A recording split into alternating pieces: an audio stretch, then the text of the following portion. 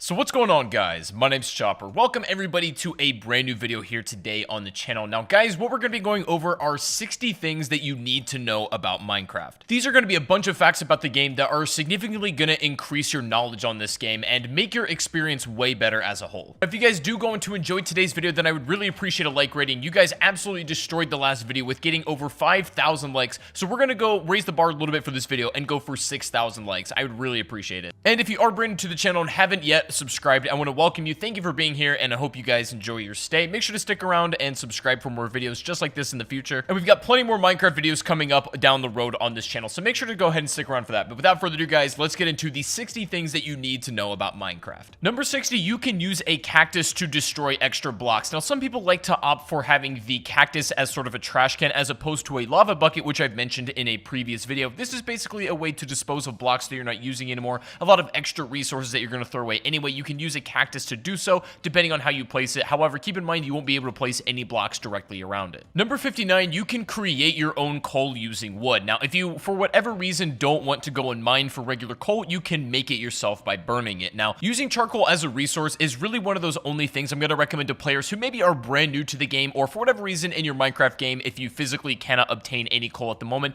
this is probably your best option to do so, but just keep in mind that it is a thing. Number 58, you can use doors to make air pockets underwater, and this is a really good technique if you're trying to explore a little bit more like aquatically, but you're having trouble doing so as you're just running out of air too much and you don't have the proper enchantments and potions to do that a little bit more efficiently. You can set doors underwater like this and will make complete safe air pockets for you to replenish all of your air. It's a really good strategy to set up multiple of these as it goes deeper underwater for you to kind of serve as little checkpoints to get to that final destination at the bottom. Coming in at number 57, signs are a really good organizational tool. You can use these to write any message you want, and it can help sort out like materials and resources and food for you, and it's going to make things overall a lot easier if you're kind of having trouble keeping things sorted. And the best part is they cost virtually nothing, so you might as well make a whole bunch because it's really going to help out just in practicality. 56 is a really good trick, especially when you come across those cave mines that are just laid out with cobweb that you can't really navigate through very well. It's dangerous down there, especially if you get caught up, but if you carry a water bucket and place down the water,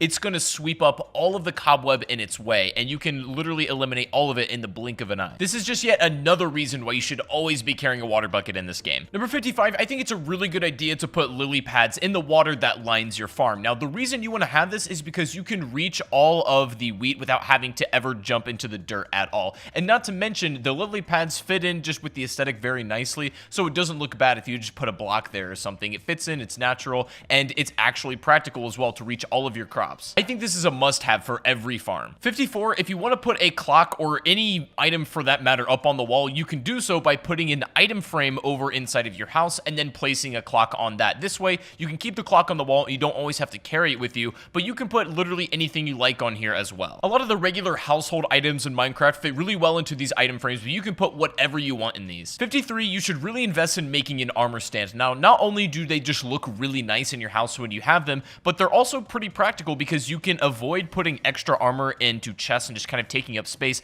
This way you can have it out and you can still use it whenever you need, but it just looks nice and it fits nicer over here as well. 52, if you need to be cooking in bulk, if you have a ton of raw materials that need to be cooked, then what you can do is place a lava bucket in your furnace and it's going to burn for over 1,000 seconds, and you get so much cook time just out of one lava bucket pour, and you pretty much have an infinite source of that. So if you don't want to bother with replacing coal all the time or putting more wood in, just drop a lava bucket in there and then cook a ton of things at once. 51, you can use a water bucket inside of mining to push you around inside of really small places. What I mean by that, it's a really advanced form of mining where you're kind of in the smallest space possible and you're swimming inside of the cave essentially from your bucket, and you can cover a lot of ground this way. You can mine a ton of materials, and it's a really advanced farming method, but if you get good at it, it can definitely reap you a lot of benefits. Typically, it's not necessary, but it's certainly something that's good to know if you want to keep it in the back of your mind. Number 50, you need to know that you can make really tall trees if you do this trick where you put a block over on the side of it where the stump basically cannot grow. So if you kind of set up like this and then you put a bunch of bone meal or just let the tree grow, you might get an extremely tall tree. This is good to know because you're going to reap more wood per tree, but it's also nice if you just want more aesthetic looking trees. Let's say if you're lining around a house or something and you don't want it to be so short. 49, you can actually manually explode creepers by using flint and steel, and this is a really good strategy because you don't have to kind of play around with them and risk your life getting too close and know, hoping they don't explode and end up killing you. So you can blow them up on your liking just by hitting them once with the flint and steel and run away and have plenty of time to be safe. This is also good if you want to tactically blow somewhere up as well. 48, this is a really good tip if you're inside of strongholds or down in caves where these things are. Silverfish are really annoying to fight because they tend to multiply, as you guys know, but the best way to avoid that is by hitting them with flint and steel as well. And when you burn them up, they don't actually produce more, which is good because it makes your life a ton easier. And this is probably the #1 thing you need to know if you're going to be kind of looting strongholds and exploring them correctly. Silverfish honestly aren't too bad on their own, but when they tend to multiply and stack up, things get a little bit dangerous. 47, you actually don't have to go very deep to find diamonds. Now, on your Y coordinates, this is the best way to tell where you are, and basically layers 11 through 16 seem to be prime time for finding diamonds. Obviously, you can find them a little bit lower, but a lot of new players to Minecraft seem to think you have to go to the very bottom to even think about finding them, but nah, it's actually not like that. 46, mushroom biomes are actually safe for mobs at night, so if you're having trouble even setting up in Minecraft, or if you're going on an adventure, but there's a long stretch of mobs that you don't know if you can really handle, finding a mushroom biome is going to provide you at least a little bit of sanctuary. It also has some resources that you might really like, but best of all, it is a completely safe space for mobs. 45 is a really neat trick for dealing with Endermen. So basically, the way to trigger these things is by looking them in the eye, obviously, as you guys know, but the thing is, if you wear a pumpkin head, then you can actually walk up to them without them getting annoyed, and so this makes kind of collecting ender pearls, if you need to take these down or at least kind of land the first blow, so much simpler. There are a ton of different ways with dealing with Endermen quickly and efficiently, but this is definitely one of the ones that you're going to keep in your arsenal. 44, taming animals, and especially cats and dogs, can be really beneficial. You guys know, basically, having a wolf as a companion is always a good idea, and there's tons of functions that it can have, but also having an ocelot or like a regular cat around is not a bad idea either,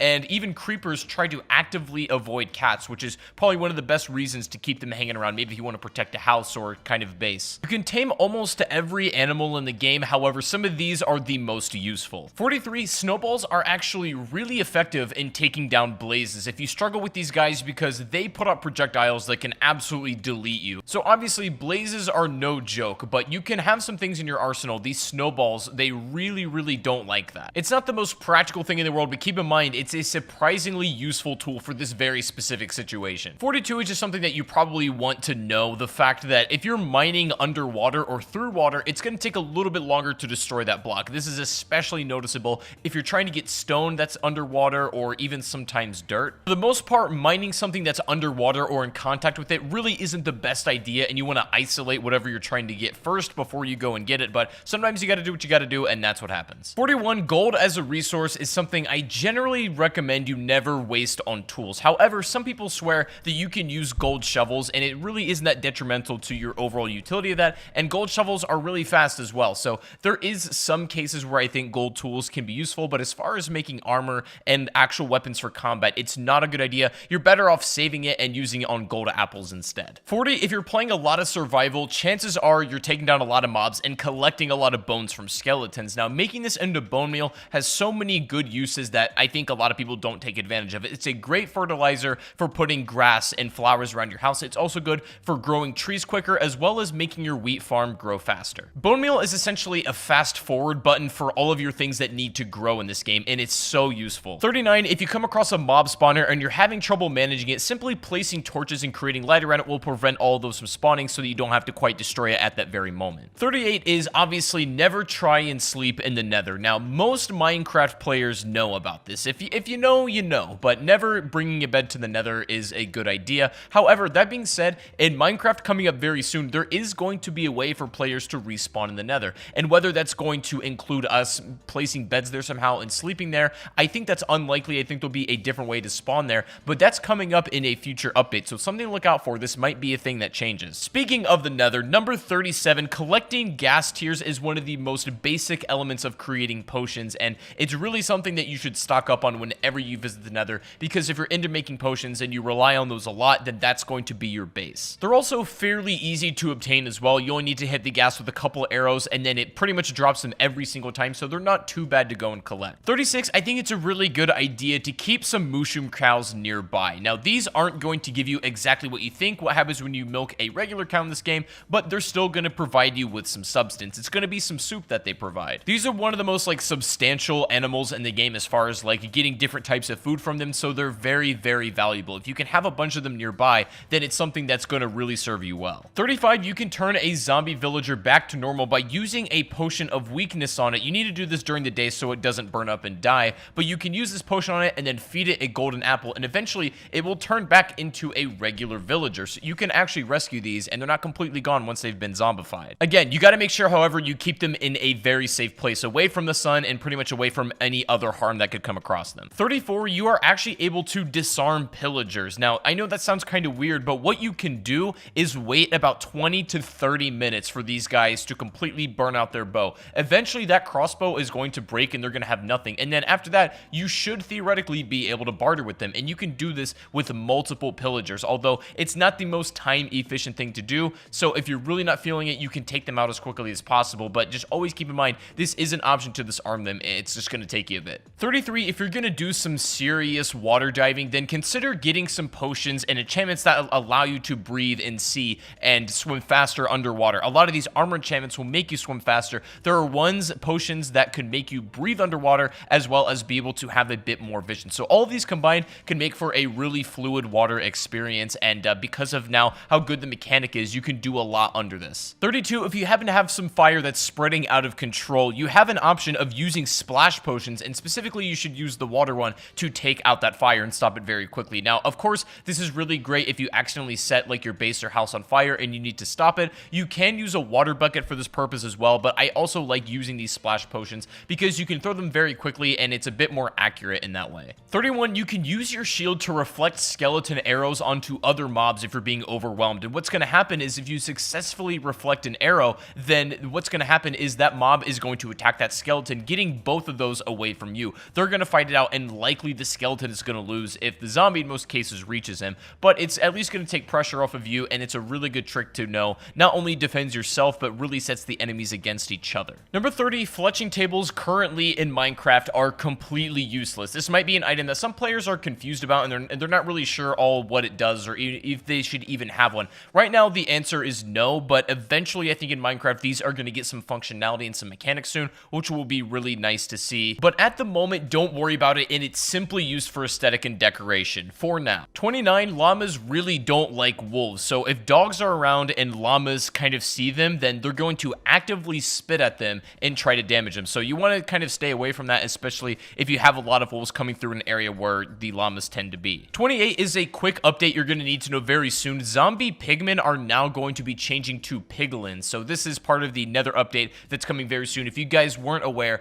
the pigmen that have been in Minecraft basically since the beginning essentially are completely getting a name change, and everything is going to be called a piglin from here on out. 27, you can actually change the color of the beacon if you have a certain color tinted glass. You can do this with multiple of them as well. Basically, the beacon color will change to whatever kind of glass you put over top of it, and you can use multiple beacons, you can use tons of different colors, and really just light up the sky to make it incredibly beautiful. And this is something that I really think you should do and invest in if you're a person that uses the beacon feature a lot. Not only is it really easy to do, but it just makes them look so much nicer. 26 is the old tried and true method. If you're having trouble mining and finding your own diamonds, the best thing you could possibly do to get yourself started is to go and find a village, and more often than not, some of the chests around that village is going to have a couple of diamonds in it. That's the easiest way to go and obtain yourself some if you're not able to mine them naturally. However, if you have enough kind of hours in this game and you know the tips and tricks, you should be able to find your diamonds relatively easily, but this is always the fallback if you still are having trouble. 25, just so you guys know, it's very useful to have. You cannot sleep while you are poisoned, even if it's nighttime. Despite that, if you have any kind of poison effect on you whatsoever, you will not be able to rest, because a lot of people tend to use this as a scapegoat to sort of get out of the effect that's been placed on them,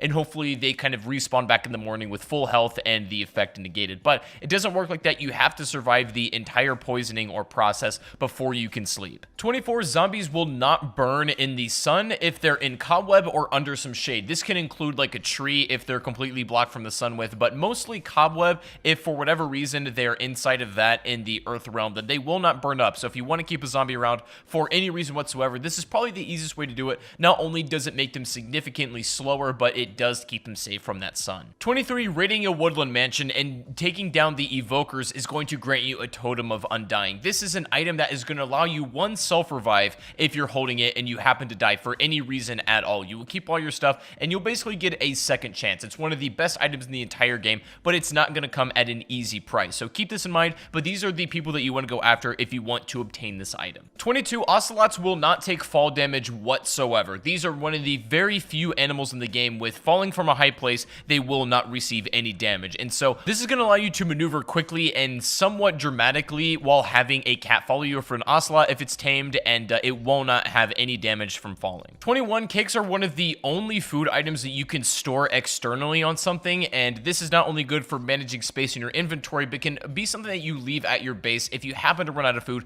and you genuinely need something. Having a cake baked on the table not only looks cool, but is actually practical as well. Number 20, golems are really good to have around as a kind of defense system. These guys are big, they're tough, and they'll keep mobs away from you when kind of set up properly. And they're just kind of good sentries to have around if you're protecting a village or protecting a base that you want to keep pesky mobs away from. And these guys don't go down easily, so they are very reliable. 19, you can destroy leads that are holding animals by throwing eggs at them. Now, I don't know really why this is a thing or why it's practical, but if you want to take down a lead quickly and free a horse or something, throw an egg at it and it's simply going to break off. It's pretty crazy. 18, this technique can be used in a multitude of different ways, and while it is a little bit to get the hang of exactly how it's done, you can use ender pearls to teleport through glass. It's important to keep in mind, however, you will take a little bit of damage each time you teleport through this glass because the game doesn't really like you doing that, but you can pull off some very interesting techniques and maneuvers by doing this. 17, you can use cauldrons to collect water from the rain. Now, they're going to fill up very, very slowly, but this will provide you an infinite source of water. For whatever reason, if you happen to be far away from a source and you can't get to it very easily, maybe you're on a mountaintop or something, putting cauldrons at the top and letting them collect the rainwater, albeit very slowly, is still a very reliable source for infinite water. And you can take that out, use it however you like, and it's going to fill back up next time it rains. And if you put multiple like this, it's even better. This is one of the best ways to use cauldrons, in my opinion, because there are some places in Minecraft where water isn't an easy available resource. 16 is a really specific game knowledge thing, but slimes will not spawn in swamp areas on a new moon in Minecraft. And this happens somewhat rarely, but it's kind of a benign thing to know about because slimes aren't really a problem, but for whatever reason, if you're having trouble finding them and it's a new moon, that's why. 15, chainmail armor is one of the very few items in the game that cannot be crafted. You're going to have to obtain this item through looting and fighting and that sort of thing, but chain armor it's good in its own right. It's not quite as strong as iron, definitely not as good as diamond, but it's better than gold. The only problem with chain armor is because it's not very readily available. It's solid as a piece, but it's more of kind of like a novelty thing just to keep around. 14, a really neat trick you can do against mobs is wear one of the maybe creeper heads or other mob heads, and this is going to lessen the range of detection by about half or 50%. And so what this is going to allow you to do is get a little bit closer to these enemies without them picking up on you on the radar, although you cannot just run freely as they'll still know it's you if you get too close. But it's a good trick because these mob heads are very practical. 13, by setting up your animal farm in a way where you have a fence around it but one by one pole in the middle, you're going to leave a small gap that you, the player, can walk through absolutely fine, but whatever animals you have inside of that farm cannot escape. So it's just one of those ease of use things and quality of life fixes where you don't have to open and shut the gate every time you go in and out and use this farm. It's just the most easy way to do this. I promise you, once you start making your farms like this, you will literally never go back to any other way. 12, you can run your boat very fast into the side of a coast without fear of it breaking. I remember this is the thing in earlier Minecraft where if you hit your boat too hard on the side of land or something, it's going to be destroyed. But on Minecraft now, you really don't have to worry about that, and you can drive your boat as fast as you want. 11, a super cool trick you can do with TNT is hiding behind glass as it explodes will pretty much negate the entire effect of TNT. Now, it will still hit you a little bit, but it'll mostly buffer and muzzle all of the damage that's going to put out. And this is a really good thing to know if you're going to be using TNT to clear out massive space of inside caves if you're mining. It just essentially acts as kind of a blast shield that you wouldn't expect to be so useful. 10, the somewhat new dual wielding feature where you can hold two items in both your hands is a very good addition, and it's great for combat. Obviously, you guys know that holding like a sword and a shield at the same time is a very good strategy, but also holding a sword and then maybe a totem of undying if you have it as well, if you really feel like you're going to die, is going to be your best bet. But taking full advantage of that is always a good idea to do, no matter what kind of player you are, or really no matter what kind of situation you're in. 9, cobblestone actually takes very slightly longer to mine than regular stone does, and And the only reason this is important is because of the effect that it might have on your tools, which is pretty much none, but I guess it's just something that's kind of cool to know. The amount of real time that it takes to mine between these two and the difference is so negligible, it might as well just be a couple of milliseconds, but I guess it's useful to know. 8, you can change the color of the collar if you have a domesticated dog, and this is really a nice personalization feature because a lot of people don't take advantage of it and just kind of roll with the default red color, but there's so many dyes in this game that you can make this kind of however you want it, and this is aside from the fact you can name your dog as well. Both of these are great things to know. 7, charged creepers will grant you mob heads. Now, if you're able to take out an enemy from a charged creeper, a lot of things have to line up. First of all, it has to be thunderstorming, of course, and that creeper needs to be shocked by lightning, and when that blows up, you may be able to obtain some mob heads from that. That's the easiest way to do so. There are other methods of getting some other ones, but they're a little bit more involved. 6, you can literally fly in Minecraft by using the wings item, and this is one of those things where it comes with a sacrifice. Yeah, you can get off of high places safely, you can glide down, but you will have to not wear body armor in doing so.